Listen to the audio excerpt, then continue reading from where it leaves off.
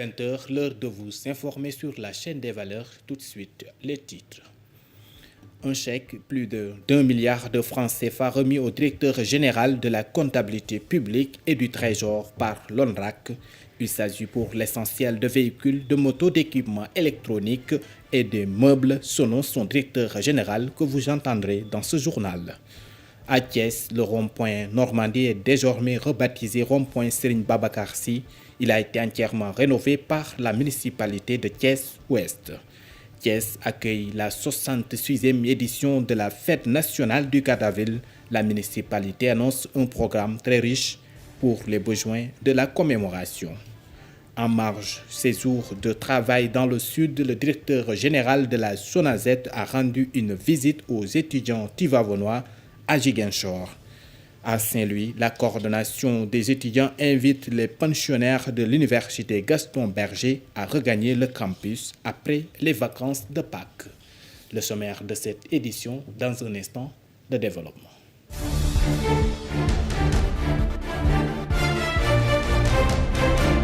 À toutes et à tous, bienvenue dans cette édition de 20h. Nous démarrons avec un chèque de plus d'1 milliard de francs CFA remis au directeur général de la comptabilité publique et du Trésor, un montant important tiré de la vente des biens confisqués à la suite d'enquêtes judiciaires menées par l'ONRAC.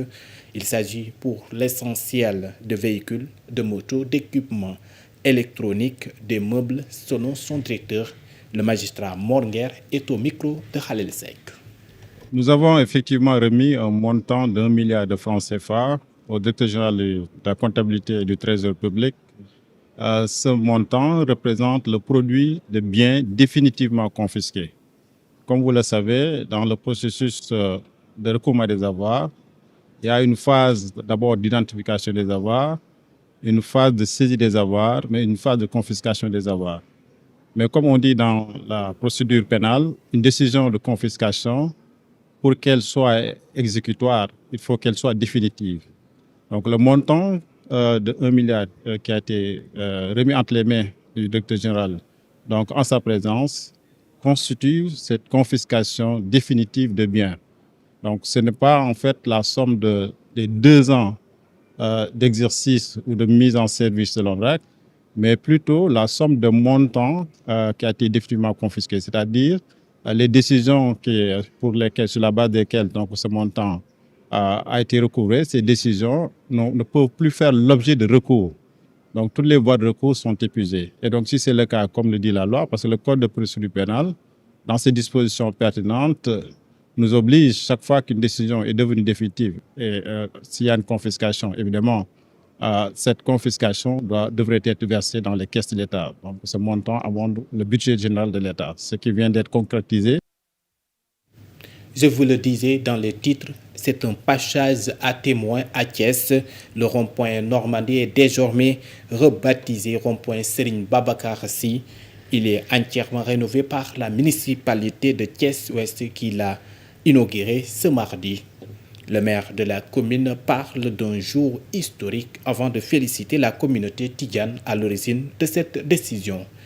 Mamadou Diété est au micro de Cheikh Oumar Tall. C'est un jour historique. Ça va rester dans les annales de l'histoire parce que cette place est une place mythique qui a été dénommée de par le passé, rond-point Normandie, comme tu l'as dit tout à l'heure, avec le président Feu Léopold Sédar Senghor, qui était le premier maire de Thiès. Donc c'est par vraiment une volonté populaire portée par les jeunes tidjanes. Cette volonté-là, nous venons de rendre possible, de réaliser cette volonté-là. C'est quoi? C'est de nommer cette place à partir de maintenant rond-point Serigne Babacar Sy.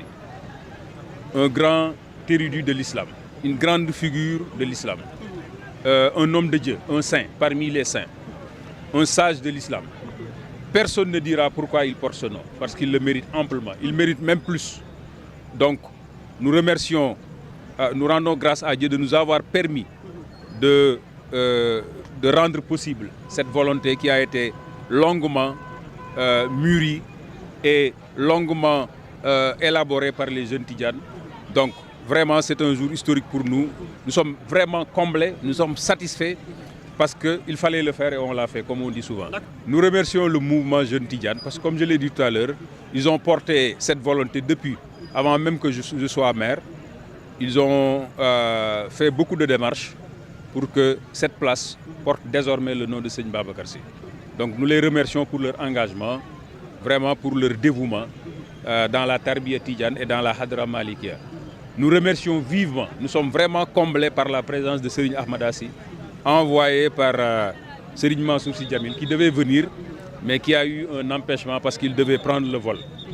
Donc nous le remercions vivement. Sa présence vraiment nous honore en tant qu'élus et en tant que membres de la famille, parce que nous sommes des disciples de Seyyid Mouhamadou Moustapha Sy, Daïratul Moustarchidine wal Moustarchidan, à qui son grand-père, Serigne Babacar Sy, qui porte désormais cette place, avait dit Khassir kañ nga may demal. Restons toujours à Thiès qui accueille la 66e édition de la Fête nationale du 4 avril, un événement qui va se dérouler à Thiès-Ouest. La municipalité annonce un programme très riche pour les besoins de la commémoration de cet événement. Les populations sont appelées à se sortir massivement pour accueillir le chef de l'État durant sa parade. Les explications de Mamadou Djité au micro de Cheikh Oumar Tal. Nous avons démarré le programme ce dimanche passé avec un récital de Coran organisé dans l'enceinte même de la municipalité, en collaboration avec les imams, les chefs religieux et les maîtres coraniques de Thiès-Ouest. Pour dire quoi? Parce que nous sommes des croyants, tout ce que nous faisons, nous l'entamons par les prières. Donc nous avons prié, nous avons récité le Coran, comme il est de coutume chez nous, pour prier Dieu que ce jour-là arrive, que tous les Thiessois soient présents et que nous accueillons le président avec réussite. Demain, Inch'Allah, nous allons sillonner les 18 quartiers de Thiès-Ouest pour aller porter notre drapeau national dans toutes les maisons des 18 délégués de quartier. Le 3 avril, nous allons organiser d'abord de concert avec les militaires la retraite flambeau. Nous allons marcher du rond-point de la station Tata de Mbourkat pour passer par la mairie de Thiès-Ouest et acheminer notre marche à la promenade des Thiessois. Le 4 avril, après le défilé, nous allons faire un yendo dans l'enceinte de la mairie avec les conseillers, avec l'administration, avec le personnel. Maintenant, le soir, à partir de 20h, il y aura un grand sabar communal organisé au niveau de la place Diankhen en collaboration avec Hassan Thiam du groupe Super Étoile que tout le monde connaît. Donc nous invitons tous les Thiessois de l'Ouest qui veulent vraiment fêter, parce qu'il s'agit d'une fête en vérité. Après le rituel qui sera fait au niveau de l'avenue Caen, nous allons organiser notre fête au niveau de la place Diankhen. Donc tout le monde est invité, mais nous invitons également toutes les populations à sortir pour accueillir le président. Que tout le monde sorte. De toute façon, nous avons déjà rencontré toutes les couches de la population au niveau de Thiès-Ouest, les délégués, les Badjanogor, le mouvement Navetan, les acteurs, les communicateurs traditionnels, les acteurs culturels, les handicapés, les imams, les oustas, les hôteliers, tout ce beau monde.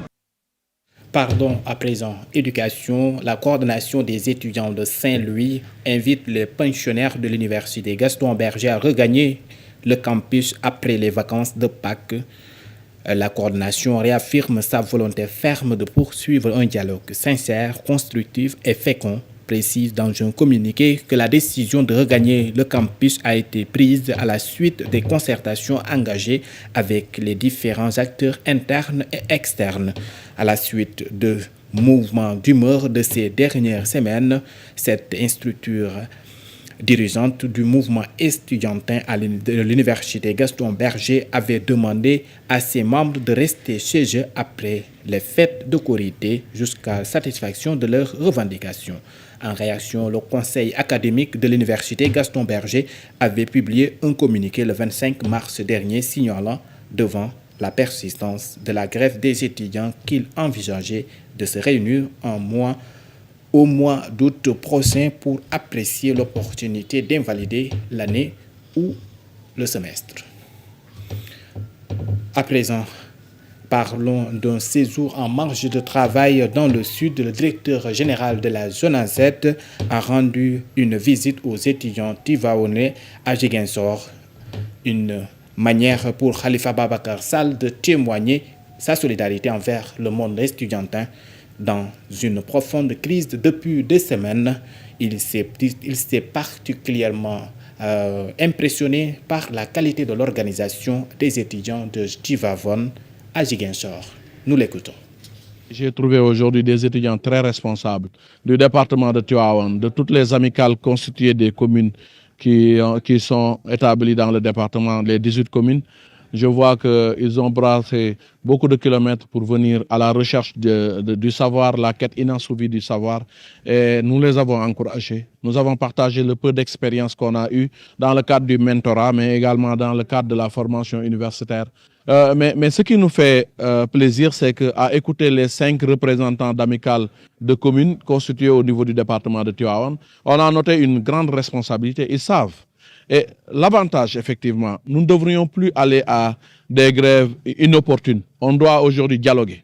Nous allons continuer à les encadrer. Nous allons leur transmettre ce virus du mentorat parce que nous, dans l'université qui nous a formés dans le nord du Sénégal, il est connu que même le ministre qui est ton grand frère, il doit te conseiller, tu dois l'écouter. C'est comme ça qu'on doit bâtir une nation. Il faudrait qu'il y ait une superposition des couches, que ce soit les couches favorisées, défavorisées, fragiles, rigides. Il faudrait qu'on accepte de nous parler. Et en nous parlant, il faudrait quand même qu'on s'échange les bonnes pratiques. Les bonnes pratiques, c'est que nous sommes passés par le statut d'étudiant. Aujourd'hui, ils sont là pour faire leurs études. C'est demain eux qui vont nous remplacer.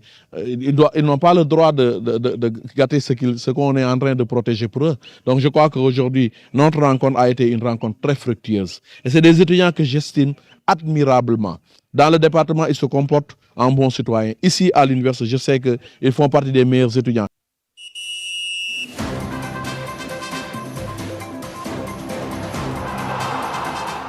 Bienvenue sur la page sportive. Le sélectionneur des Lions, Pape Bouna Diaw, s'est exprimé après la victoire face à la Gambie, 3-1, mettant en avant les performances collectives de son équipe. Dans son analyse, le technicien sénégalais a insisté sur l'importance contenue globale au-delà du simple résultat comptable. À l'issue de la rencontre, le sélectionneur Pape Bouna Diaw a tenu à saluer l'adversaire du jour, l'état d'esprit affiché durant la double confrontation. Nous l'écoutons. On a gagné cette fenêtre, les 2 matchs, donc bravo à eux. Ils étaient concentrés, même si le match était très difficile face à c'était vraiment une belle opposition. C'était énorme sur certaines phases de jeu, mais après nous, avec notre calme et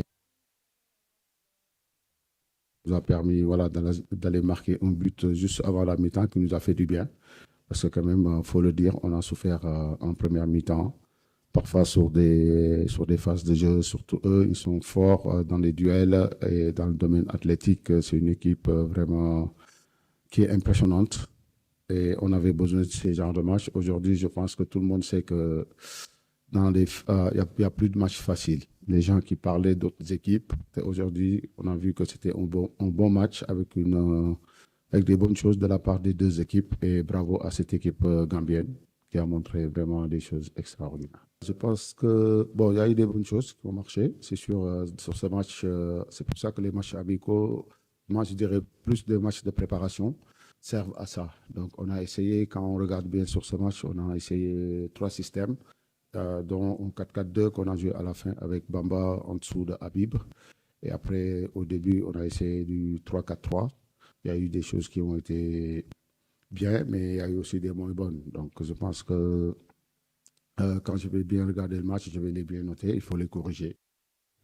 Parlons à présent de la finale des barragistes de Coupe du Monde au lendemain de la qualification historique de la République démocratique du Congo à la Coupe du Monde 2026.